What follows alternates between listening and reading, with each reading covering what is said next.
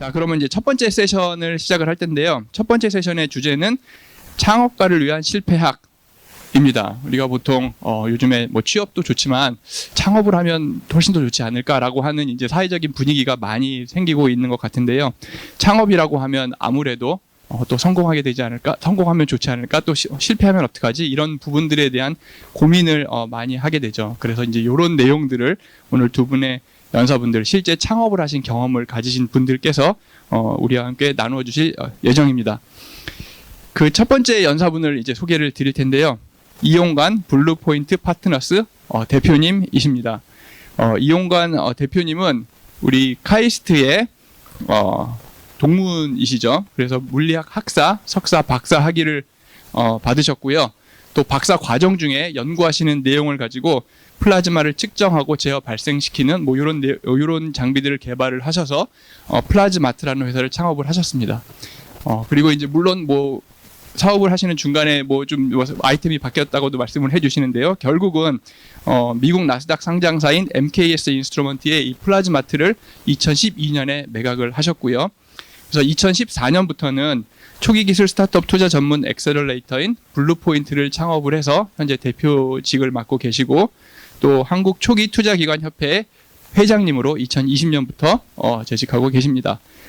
자, 이용관 대표님을 모시고 전문가의 함정에 빠지지 않는 사고법, 메타 인지에 관련된 내용들을 여러 가지 실패 사례들과 함께 들어보는 시간을 갖도록 하겠습니다. 자, 이용관 대표님을 큰 박수로 맞이해 주시기를 바랍니다.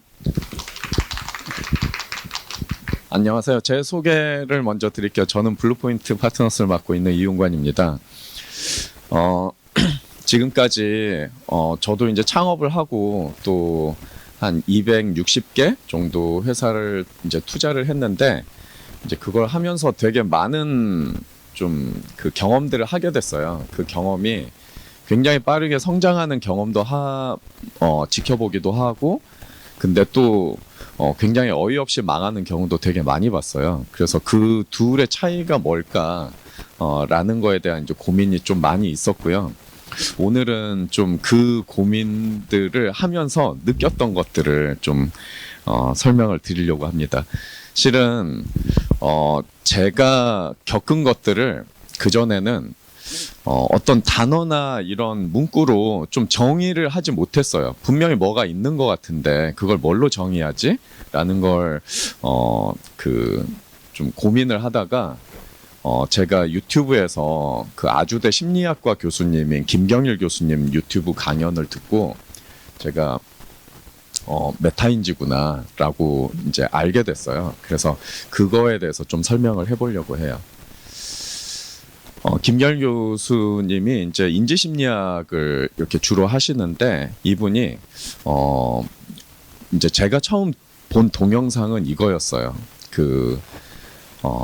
우리나라에서 수능을 제일 잘 보는 탑 700명인가 600명이 다른 학생들하고 뭐가 다른가를 EBS하고 같이 그 10년 전에 찍은 게 있어요.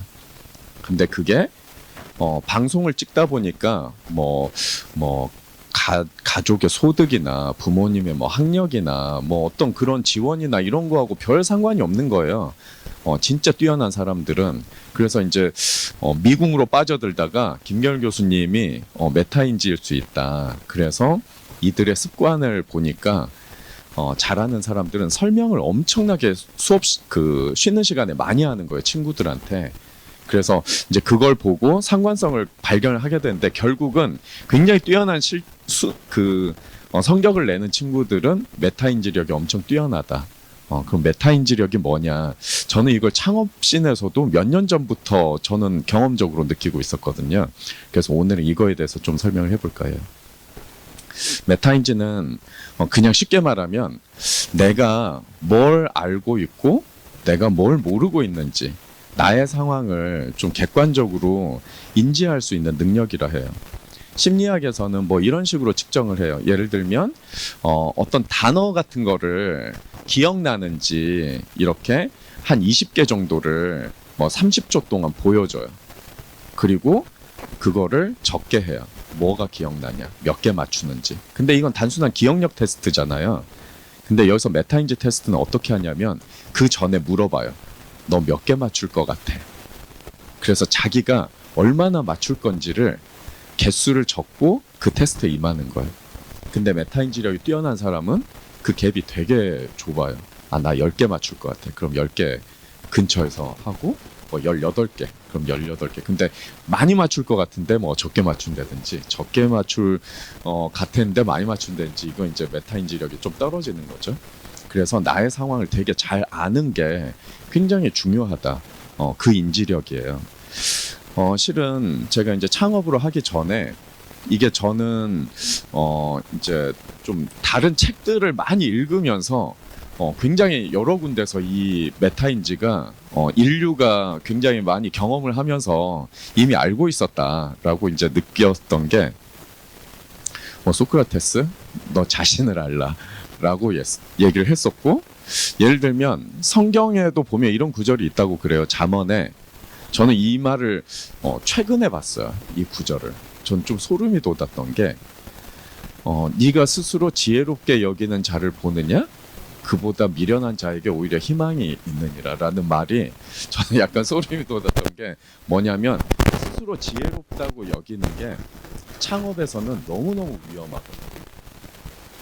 오히려 나 잘 몰라 이렇게 생각하는 사람들이 굉장히 빠르게 학습하고 배우고 대응해 나가요. 근데 굉장히 나 좀 알아 라고 하는 사람들이 실패의 어떤 전형적인 패턴이에요. 그래서 이런 게 옛날부터 이게 인생의 진리였구나. 서양만 이런 게 아니라 동양도 도덕경에서도 이런 말이 있어요. 제가 정말 좋아하는 구절인데 자기가 모른다는 걸 아는 거는 상이라고 그랬어요. 상은 최고의 경지를 뜻하거든요. 진짜 내가 뭘 모르는지 아는 거는 정말 좋은 거.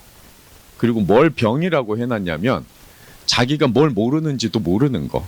이거 병이라고 했어요. 그러니까 굉장히 어떻게 보면 자기의 상황을 잘 파악하는 것 자체가 굉장히 중요하다고 이제 노자도 얘기를 했고, 손자도 당연히 우리 너무 유명한 거죠.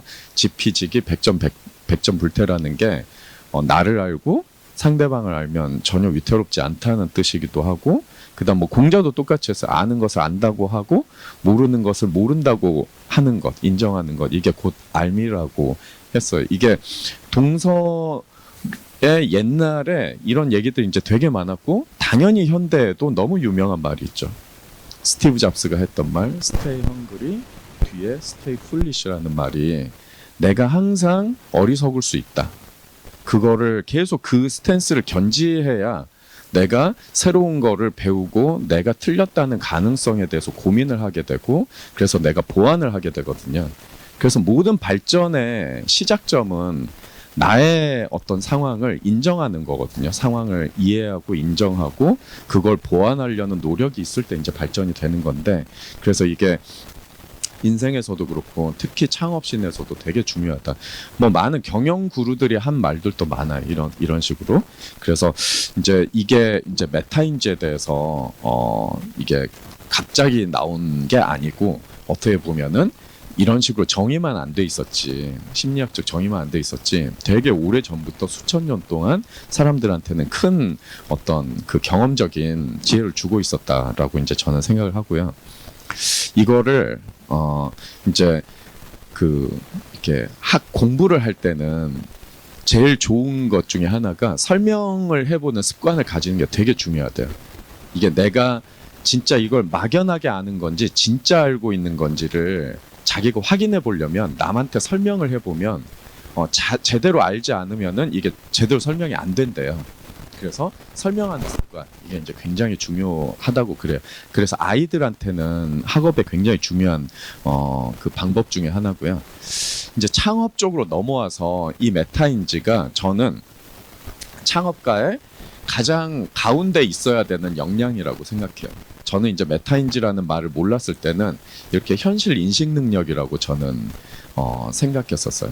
지금 우리가 처해 있는 상황 또는 나의 역량, 우리 팀의 역량, 이런 것들을 되게 객관적으로 인식할 수 있냐, 이게 이제 가장 중요하고, 그 인식을 바탕으로 그럼 보완을 해야 되잖아요. 그럼 보완하려면 우리가 가지고 있지 않는 역량을 가진 다른 그룹을 수용해야 되잖아요. 또는 그런 말을 수용하고 사람을 수용해야 되잖아요. 그래서 그 인식을 바탕으로 수용할 수 있냐, 수용력, 그 다음에 대응력, 실행력, 이런 것들이 창업가한테는 굉장히 중요해요. 오히려 사업의 아이디어나 기술 자체보다도 이런 거에 대한 애티튜드 자체가 거의 창업에서 성패를 가른다고 해도 과언이 아닌 것 같아요. 결과적으로 봤을 때.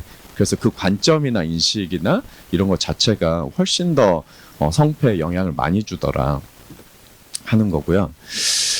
특히 이제 저도 여기 뭐 카이스트에서 그 12년 동안 배웠지만 어떻게 보면 이런 이제 그 기술 백그라운드를 가진 분들이 창업을 할 때 가장 흔히 빠지는 게 어떤 거냐면 학문적인 성과가 다들 뛰어나신 분들이거든요.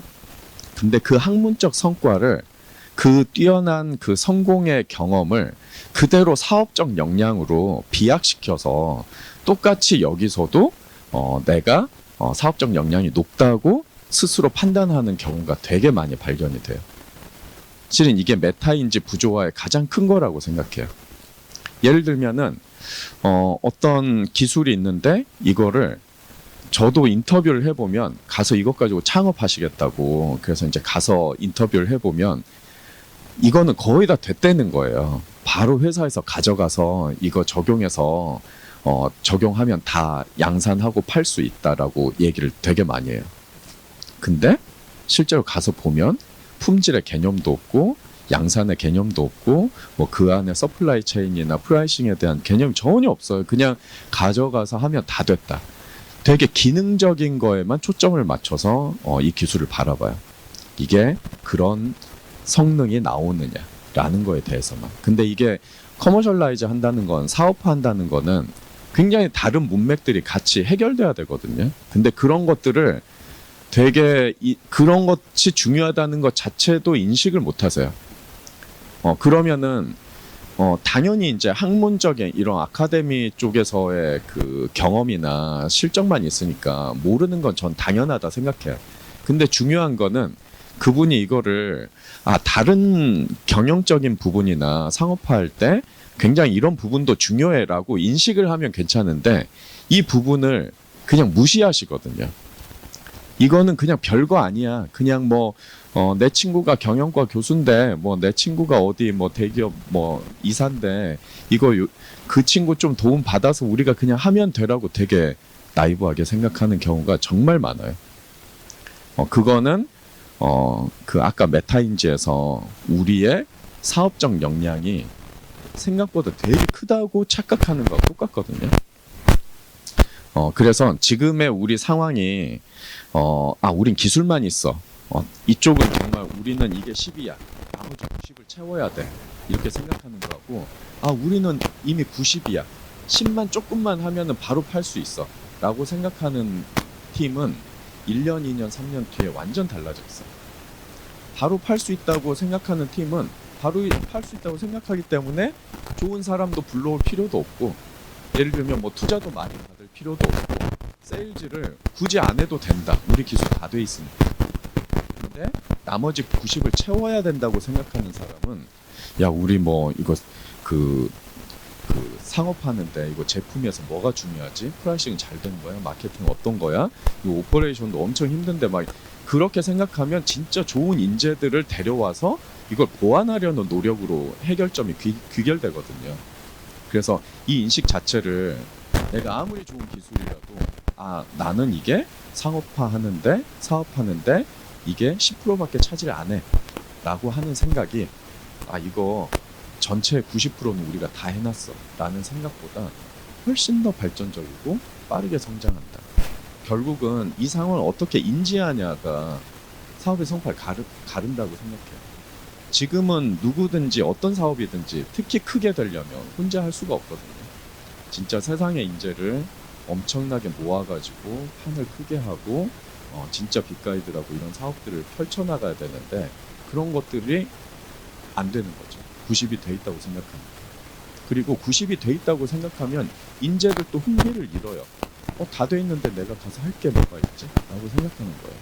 그래서 이 학문적 역량을 사업적 역량으로 비약시켜서 착각하는 게 너무너무 큰 위험이다. 어떻게 보면 근데 굉장히 이게 뛰어난 분일수록 이 착각을 많이 하세요. 정말 많이 하세요. 그래서 이게 이제 좀 큰 경계해야 되는 부분이다라고 이제 생각을 하고요. 저는 그거를 전문가의 함정이라고 봅니다. 자기의 특정 도메인에서의 어떤 역량을 다른 도메인으로까지 쉽게 확장하는 어떤 그런 경향이 전문가의 함정에서 가장 저는 크다고 생각해요. 실은 많은 심리학자들이 이런 걸 테스트를 했어요. 예를 들면은 이게 논란이 있는 실험이긴 한데 더닝크루거 이펙트라고 혹시 이거 아세요? 저는 물리과 12년 동안 학사, 석사, 박사를 하면서 제가 물리를 가장 잘 알고 재밌다라고 생각한 시기가 언제냐면 대학 3학년하고 4학년 때. 대학 3학년, 4학년 때 제 눈에 그냥 이 만물이 다 해석이 되는 것 같은 거예요. 설명이 되고 내가 가진 지식 가지고 다 해석이 되는 것 같은 거예요. 너무 막 신기한 경험이었어요. 아, 이제 나는 정말 다 안다라고 착각했던 시기가 있어요. 근데 석사, 박사를 하면서 아, 나도 요즘 말로 쪼렙이구나. 되게 나도 아는 게 없고 시간이 지날수록 아, 나도 모르고 남도 모르는구나 정도가 돼야 이제 박사를 간신히 졸업 활동하는 시기가 된 것 같아요.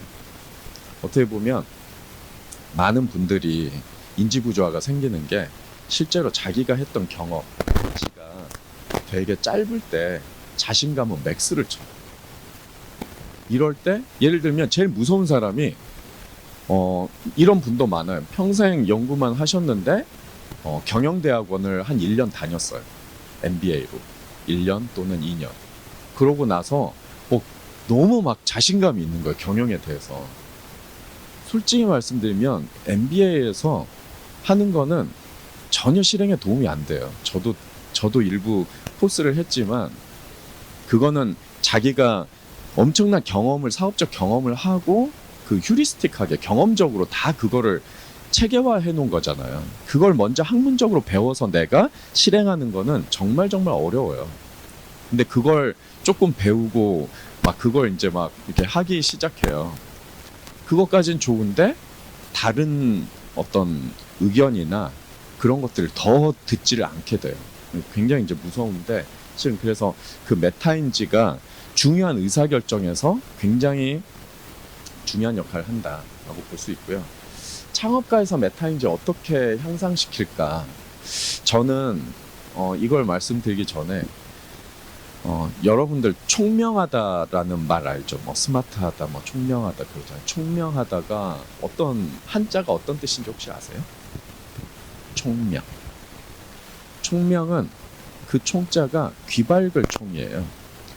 사람들은 보통 머리가 뛰어나다고 생각을 하는데 전혀 머리에 브레인의 얘기가 아니에요. 총명은 귀 밝을 청, 눈 밝을 명이거든요. 굉장히 잘 듣고 잘 보는 사람. 머리보다. 그게 어떻게 보면 메타인지하고도 저는 관련이 있다 생각해요. 창업가들이 메타인지 어떻게 향상시킬까? 만약에 나의 뇌로만 지금 상황을 인식하면은 정말 나는 메타인지가 엄청 떨어질 거예요.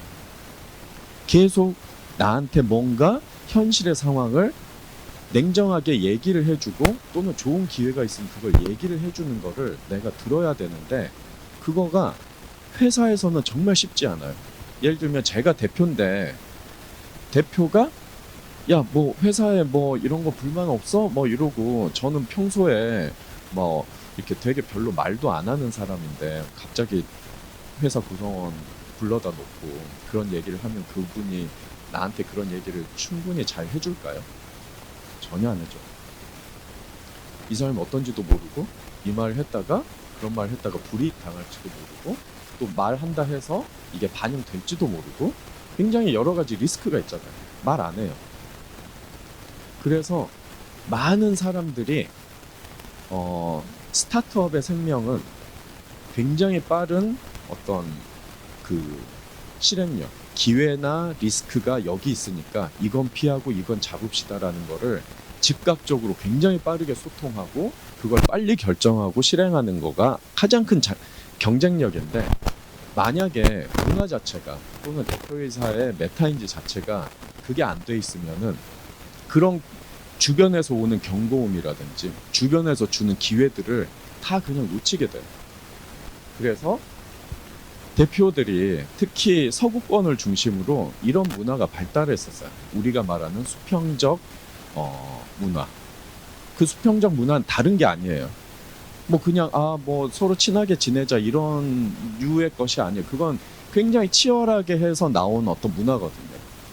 왜 치열하냐면 그거는 지금의 회사의 상황이나 이런 것들을 뭐든지 기회나 리스크가 있으면 쉽게 빨리 얘기를 하라는 그거를 만들기 위한 처절한 노력들이에요. 그걸 보시면 예를 들면은 제가 요걸 먼저 하고 할게요. 첫 번째 메타인지 향상하는 거 계속 물어봐야 돼요. 예를 들면 이 문제가 풀만한 가치가 있는가? 너무너무 중요한 문제고 모든 솔루션의 시작점이거든요. 근데 이런 것들을 많은 기술 기업들이 어떻게 시작하냐면 내가 이 기술 개발했어. 내가 이거 얼마나 힘들게 개발했는데 이거를 꼭 써야 돼 라고 생각해요.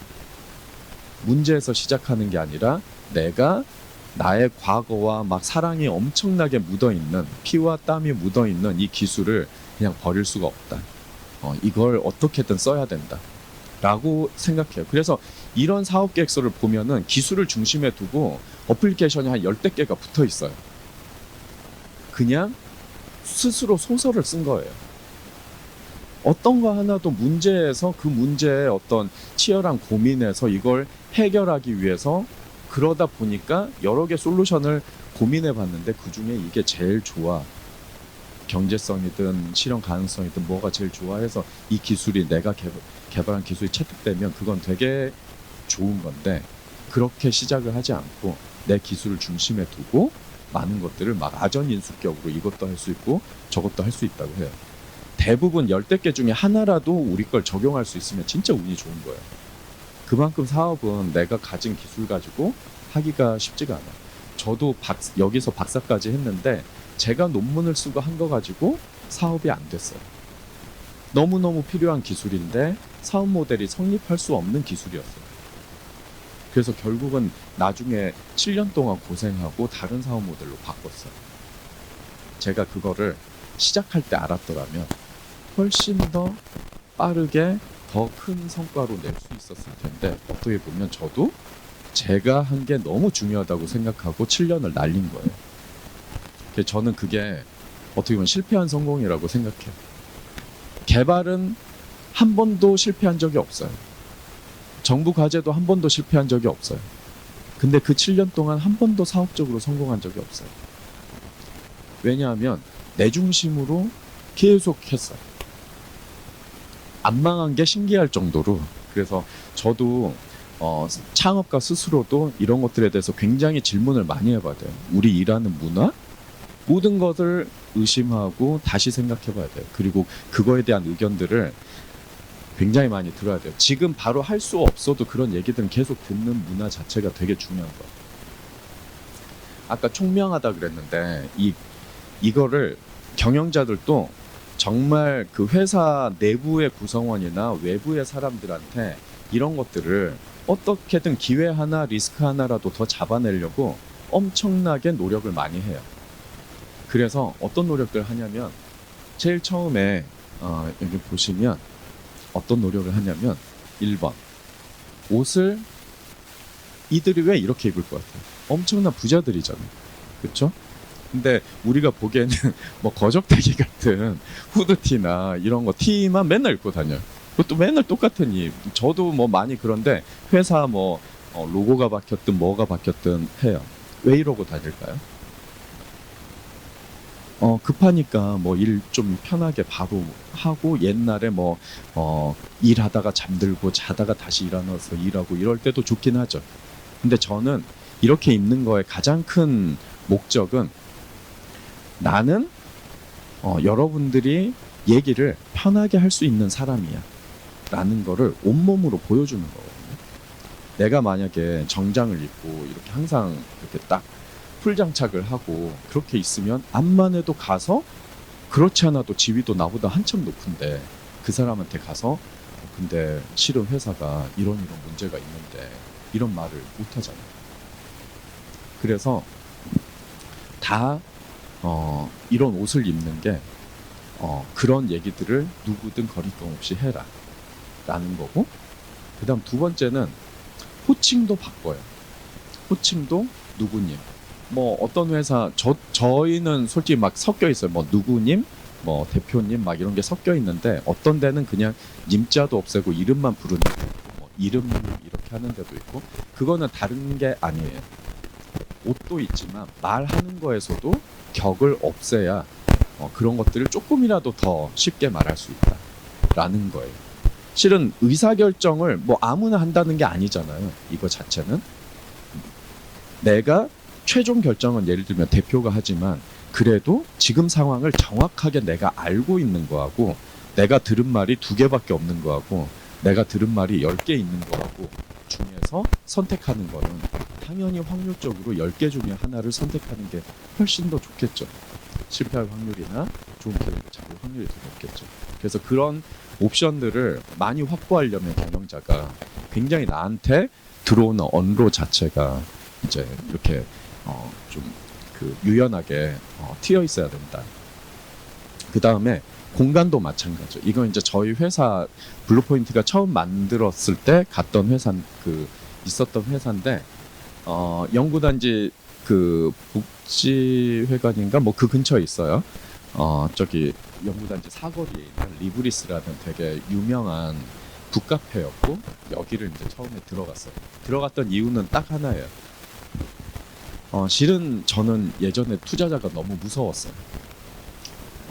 투자자한테 가장 조언을 많이 구하고 도움을 구해야 되는데 투자자가 제일 무서웠어요. 왜냐하면은 우리 주주기도 하고 저보다 경험이 훨씬 많고 거기에 굉장히 많은 법적 조항들이 잘못하면 나한테 부메랑이 돼서 돌아올 수 있다, 이런 생각들이 드니까 뭐 말을 못 하겠는 거예요. 나는 좀 우리 문제를 솔직하게 얘기하고 그걸 도움을 청하고 싶은데, 그래서 우리가 투자사를 만들면 그렇게 좀 다른 방식으로 해보자. 스타트업이 모든 문제를 우리한테 털어놔도 그게 자기가 겁먹는 게 아니라 이걸 도와줄 만한 친구다라고 생각하게 만들자가 이제 첫 번째 목적이었어요. 그러려면 그분들이 우리 회사 문을 딱 열고 들어올 때부터 그걸 느껴야 된다고 저는 생각했어요. 여기는 내가 뭔가 말을 해도 될 것 같다. 여러분 아시겠지만 대형 로펌이나 금융사라든지 투자사들 가보면은 들어가는 입구부터 회의실이랑 이런 것들이 굉장히 위압적이에요. 여기서 말 하나 잘못했다가 나한테 뭔가 날라오겠다라는 생각이 들어요. 주눅 들거든요. 그런 곳이 아니라 여기는 들어오면 내가 뭐든지 속 깊이 얘기를 할 수 있어야 된다. 굉장히 위험한 상황에 대한 얘기라도 할 수 있어야 된다 라는 생각이 있어서 그렇게 했고, 우리가 그들을 맞을 때도 또 그들하고 회의할 때도 투자할 때도 그 과정에서 그런 것들이 느껴졌으면 좋겠다 라고 이제 저희는 생각해서 공간도 이렇게 해서, 어떻게 보면 있는 거, 말하는 거, 그들이 머무는 공간, 이런 것들이 다 저는 경험이라고 생각해요. 내부 구성원도 마찬가지고 외부의 고객도 마찬가지예요. 그들이 우리한테 해주는 말들이 저는 이제 가장 큰 등대가 된다고 생각해요. 스타트업한테도 이 공간 오면은 서로 그런 것들을 자유롭게 교류할 수 있도록, 그래서 이제 그 카이스트 쪽문의 시작점이라는 걸 만들어 놓고 이제 그거를 이렇게 한 것도 그냥 뭐 힙한 플레이스를 하나 만들겠다라는 게 아니라 여기 오면은 그들 동료들 간에도 서로 엄청나게 배우거든요. 그래서 그 동료들 간에도 서로 그 나의 어떤 어려운 점이라든지 또는 재밌는 점이라든지 그런 것들을 동료들끼리 서로 열심히 잘 편하게 얘기할 수 있도록 하자라는 관점에서 이제 이렇게 했고요. 제가 실패 유형을 좀 나눠봤어요. 그 창업가들의 실패 유형. 회사 역량에 대해서 과대평가하는 팀이 있어요. 정말 전형적으로 제일 많은 거예요. 우리 회사 너무 막 뛰어나, 기술도 너무 좋아. 실제보다 이렇게 과대평가하면 어떤 일이 벌어지냐면 많은 일들이 벌어지지만 사람이 안 와요. 딱 들어보면은 여기는 실제로는 갈 길이 먼데 아까 말씀드렸던 여기는 90이 아직 안 돼 있는데 대표님은 90이 돼 있다고 10만 하면 된다고 하면 이 회사 가면 엄청 고생하겠다. 그리고 해도 인정을 못 받겠다. 왜냐면 대표는 다 돼 있다고 생각하니까 이분이 와서 한 일을 어떠한 성과를 내도 너 10을 한 거잖아 라고 생각할 거 아니에요. 당연히 인재는 이런 데 안 오죠. 그래서 자신의 회사를 과대평가하고 있으면 인재 유치가 너무 힘들어요. 반대도 있어요. 과소평가. 우리 회사 너무 아직 준비가 너무 안 돼 있어. 특히 그 개발자 테크 스타트업이 두 가지 유형인데 완전히 그 자신감이 하이를 치시는 분하고 자신감이 완전 바닥인 분이 있어요. 자신감이 바닥이라기보다는 스스로 되게 엄격해요. 내 기술은 아직 안 됐어. 좀 준비가 덜 됐어. 솔직히 그거를 인식하는 건 좋은데 그러기 때문에 더 많은 사람들과 자본들을 가져와서 그걸 빨리 보완해야 되는데 그렇게 생각을 안 하고 우리는 아직 쪼렙이에요. 아직 이렇게 좀 내놓기 부끄러워요. 그걸 되게 스스로 그걸 극복하려고 노력을 많이 해요. 가상하기는 한데 그렇게 할 수가 없거든요. 사업 아이템이 항상 타임 투 마켓이고 기술도 아무리 좋아도 수명이 1, 2년밖에 안 돼요. 근데 그 시간을 스스로 그걸 극복해 보겠다고 되게 적은 인력, 서너 명 가지고 그걸 막 궁시궁시 이렇게 하고 있어요. 절대 하면 안 되는 거예요. 또 이런 인지 부조화가 많이 나타나는 게 기업 가치예요. 자, 우리 회사를 얼마의 가치에 투자를 받을까? 투자 시장에 컨센서스가 있어요. 근데 이분은 너무 우리 회사 너무 잘 될 것 같아요. 제가 봐도 잘 될 것 같아요. 근데 아직 서너 명밖에 없어요. 근데 저희 회사 지금 밸류 적어도 100억은 주셔야 돼요. 그리고 또 지분은 아끼는 게 좋다는 소리를 어디서 들으셔가지고 저희는 100억에 딱 3억만 투자를 받을게요. 이런 식으로 말씀하세요. 만약에 제가 투자자로서 어떤 회사를 망하게 하고 싶으면 제일 간단한 방법이 있어요. 어떻게 하냐면 높은 밸류에 투자를 조금 해주면 바로 망해요. 절대 좋은 게 아니거든요. 그거는 거의 자살골이나 마찬가지예요. 근데 그런 거에 대한 경험이 없으니까 자기의 회사에 대한 욕심은 엄청나게 크고 지분 이석에 대한 어떤 그것도 잘못된 오해로 경험으로 100억에 5억 200억에 10억 이런 식으로 5% 미만의 걸 받아요. 물론 이게 워킹하는 경우도 있어요. 우리가 캐시플로우가 엄청나게 들어오고 있고 다른 방식으로 돼 있으면 이렇게 해도 돼요.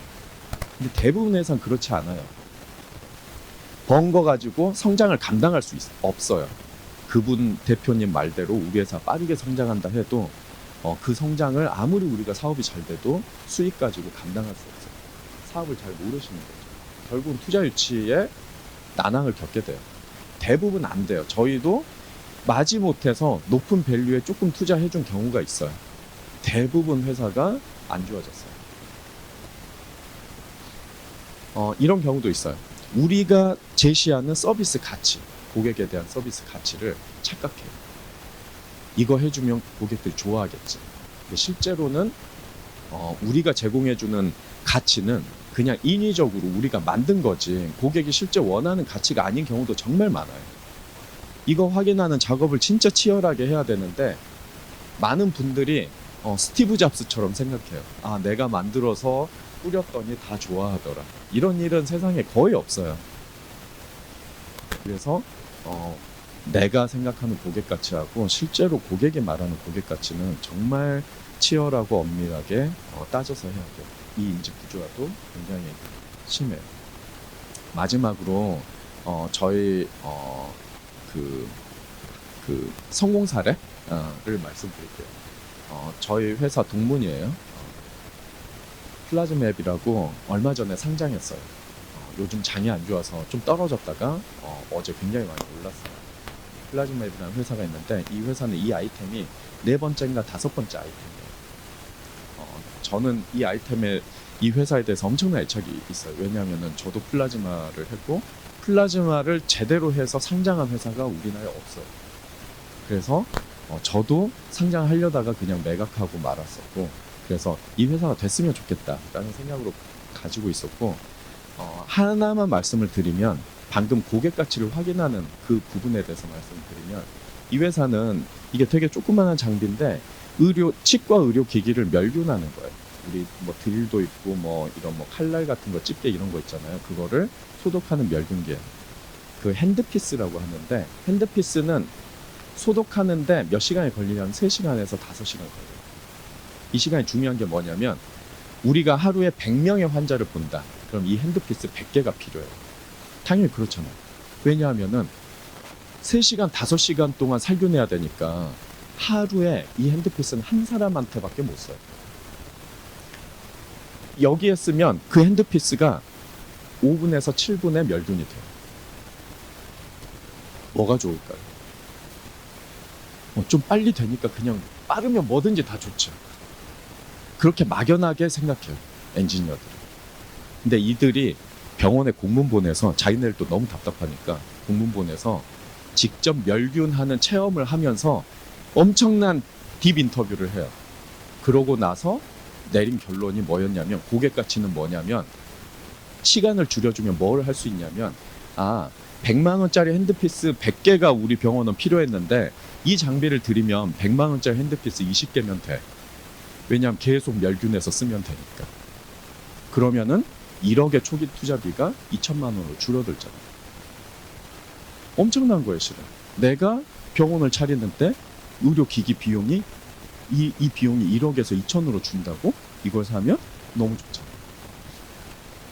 이런 가치는 그냥 있으면 알지 못해. 필드에서 엄청난 딥서치를 해야 알 수가 있어요.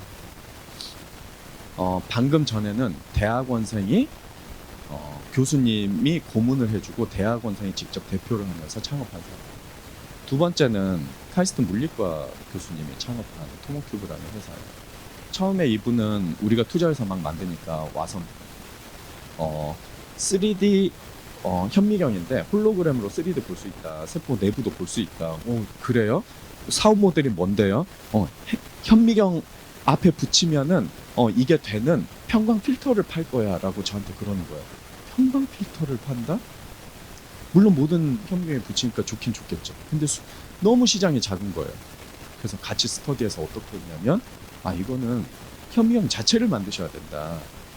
저는 현미경을 못 만드는데요? 그래서 그럼 현미경 만드는 분들을 찾아서 붙여드릴게요. 그래서 현미경 만드는 분들이 붙어서 됐어요. 만약에 이분이 교수님이 나는 현미경 복잡해서 안 할래, 그냥 이거 필터만 할래 라고 생각했으면 지금 여기까지 못 왔겠죠. 마지막으로 눈을 냉각하는 건데, 여기는 거꾸로 아까 이 전에 사례는 교수님하고 외부의 경영자가 공동으로 대표를 하는 케이스예요.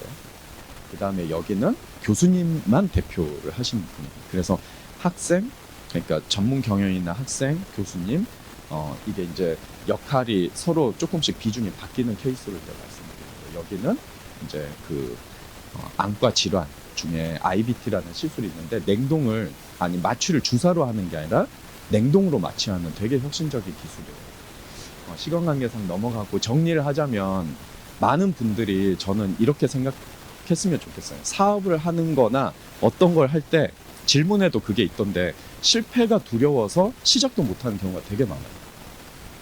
저는 인생이라는 사업이라는 권투를 하는데 안 맞고 하겠다라고 말하는 거하고 똑같은 거예요. 권투는 맞을 수밖에 없어요. 맞는 게 그게 두려우면은 링에 못 올라가요. 실은 게임의 룰은 많이 맞는 게 중요한 게 아니고 먼저 내가 안 쓰러지는 게 더 중요하잖아요. 실패는 어느 정도 저는 좀 받아들여야 된다고 생각해요. 계속 맞는 게 실패라고 하면, 그리고 그 실패 자체가 뭐 좋다 나쁘다를 떠나서 거기서 어떤 걸 얻었냐가 훨씬 더 중요합니다. 그래서 나의 메타인지력을 캘리브레이션 하는 양분으로 쓸 수 있으면은 그 실패는 되게 저는 가치가 있다고 생각합니다. 그래서 저는 이 질문으로 강연을 마칠게요. 실패는 진짜 나쁜 건가?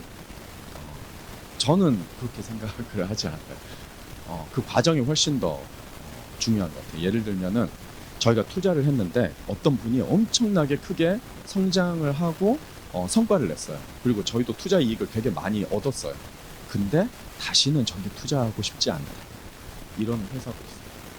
그럼 그분은 성공일까요? 또는 어떤 분은 실패했어요. 진짜 대박 말아먹었어요. 근데 투자자들이 당신이 다시 창업하면 또 투자할게. 이러는 창업자가 되게 많아요. 그럼 이분은 진짜 실패한 건가? 어떻게 보면 그 긴 과정 중에 저는 하나가 의미를 단순하게 지울 수 없다고 생각해요. 그 과정 자체는. 그래서 단순히 어떤 프로젝트나 그런 이벤트를 성공 실패로 하는 것보다 긴 여정이고 그것 과정 중에 나를 계속 교정하고 보완하는 걸로 사용하면 실패 아니다. 그래서 피할 필요도 없다. 그리고 그거를 꼭 안 좋은 거니까 뭐 내가 극복해야 된다. 이런 생각 자체도 필요가 없다라고 저는 생각을 해요. 왜냐하면 너무 많이 당하는 일이기 때문에 이거 자체에 대한 부정적인 선입견이나 이런 인식 자체가 저는 오히려 되게 자기한테 좀 안 좋은 영향을 준다고 생각이 들어요. 네.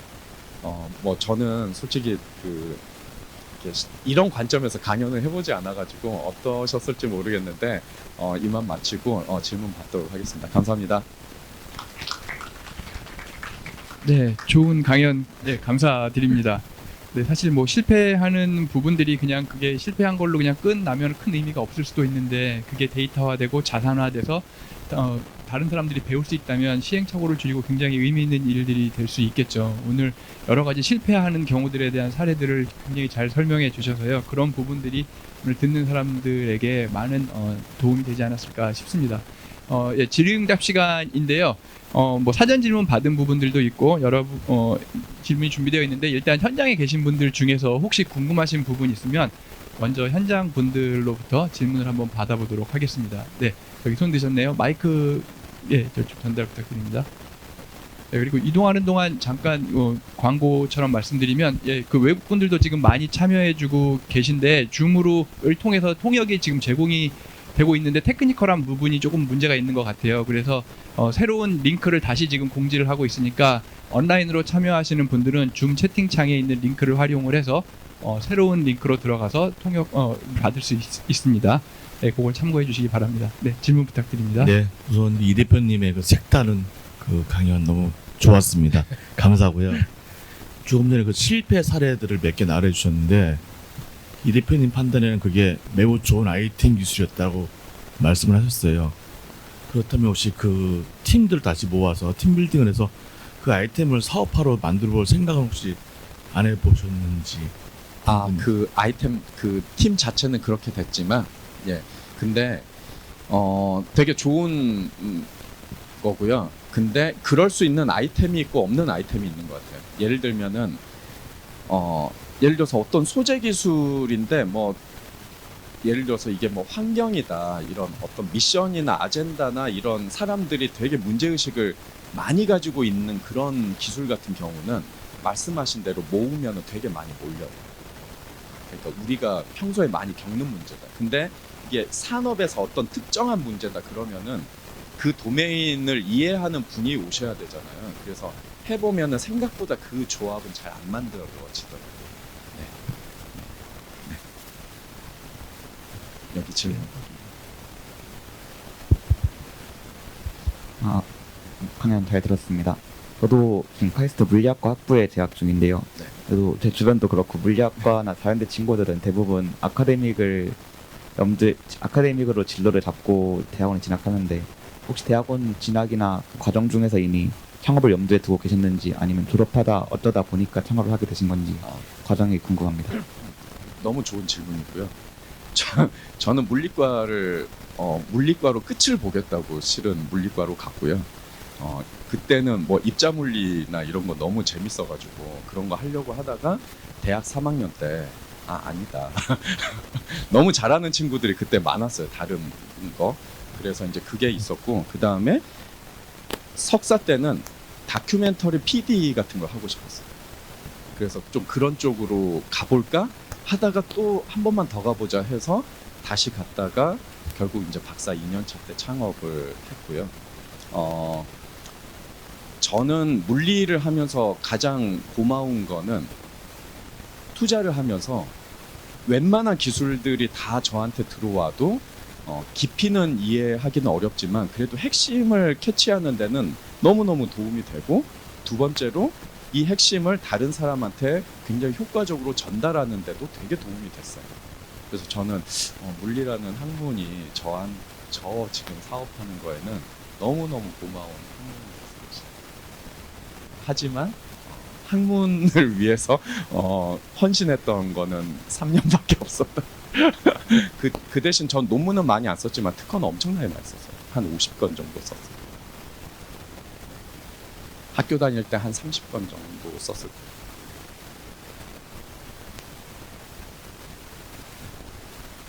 네. 또 질문 있으신가요? 네. 질문 하나 더 있는데요. 그 메타인지에서 경청과 수평적인 분위기를 되게 강조하시는데 이게 대학원 연구실에서도 연구가 올바른 방향으로 가는지에 대해서 그런 메타인지가 중요하다고 생각하는데 아무래도 대학원은 굉장히 수직적인 문화의 대표 사례로 꼽히잖아요. 혹시 그런 대학원 분위기에 쇄신이 필요하다고 생각하시는지 그런 부분 여쭙고 싶습니다.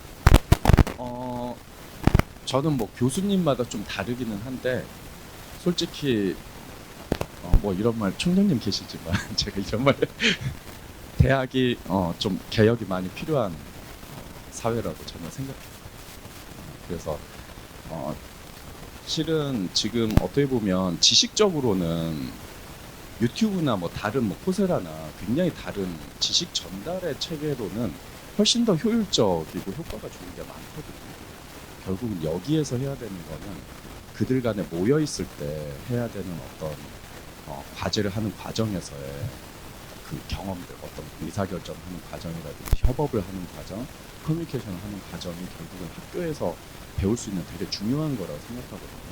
근데 그런 부분들에 있어서 방금 말한 어떤 그 랩의 문화라든지 학교의 문화가 정말 되게 중요하다고 생각해요.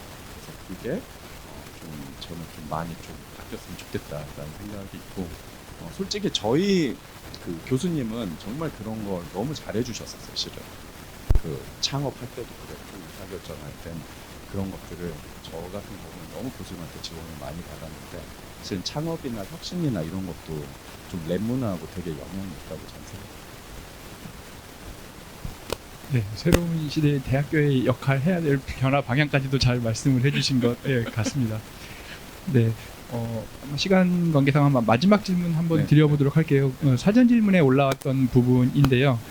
공통 질문에 있었어요. 네. 여기서 어떤 질문이 있었냐면 뭐 창업 이런 것들이 하이 리스크이면 하이 리턴인 것을 알지만 보통 실패가 두려워서 많이 시도를 못 한다고 하는데요. 특히 이분 같은 경우에는 새로운 상황에 직면하면 머리가 평소에 느려지고 생각이 둔해진다고 합니다. 어쩌면 누구한테나 다 적용되는 부분일 수도 있고요. 이럴 때 어떤 마인드로 문제 상황을 대처하면 좋을까요? 뭐 이런 질문인데요. 혹시 팁이 예. 있으실까요? 예, 되게 중요한 질문인데 일단 거기에 상황에 대한 그 인식 오류가 있는 것 같은 게 그런 상황을 창업을 하면 개인 혼자 감당한다고 생각하시는 분들이 많은데 전혀 그런 잘못된 게임을 하게 돼요. 나는 전혀 소셜하지 않은데 저런 걸 사업을 어떻게 하지? 나는 저런 배짱이 없는데 나는 이것만 하는 게 좋은데 막 이런 생각도 할 수 있잖아요. 근데 사업은 그런 굉장히 어떤 한쪽의 역량들이 파편적으로 있는 사람들이 모자이크 돼서 그 팀 자체가 전체적으로 필요한 미션을 감당하는 역량을 팀 전체가 갖는 게 게임의 룰이거든요. 그래서 이 게임을 잘못 이해해서 내가 이걸 다 가져야 된다. 만약 그걸 다 가지면 아마 정신분열증 생길 거예요. 그런 사람 있지도 않고 그럴 수도 없어요. 그래서 예를 들면 나는 되게 빠른 사람. 근데 나는 막 그림을 그리고 있어요. 막 생각이 저 앞을 가고 막 남들이 못하는 생각 막 날아다니고 너무 좋은 생각 많이 하는데 이 사람한테 디테일을 챙기라고 요구하면 안 되죠. 너는 왜 그런 생각만 하니? 디테일은 다른 사람, 야 너는 그런 생각 계속해.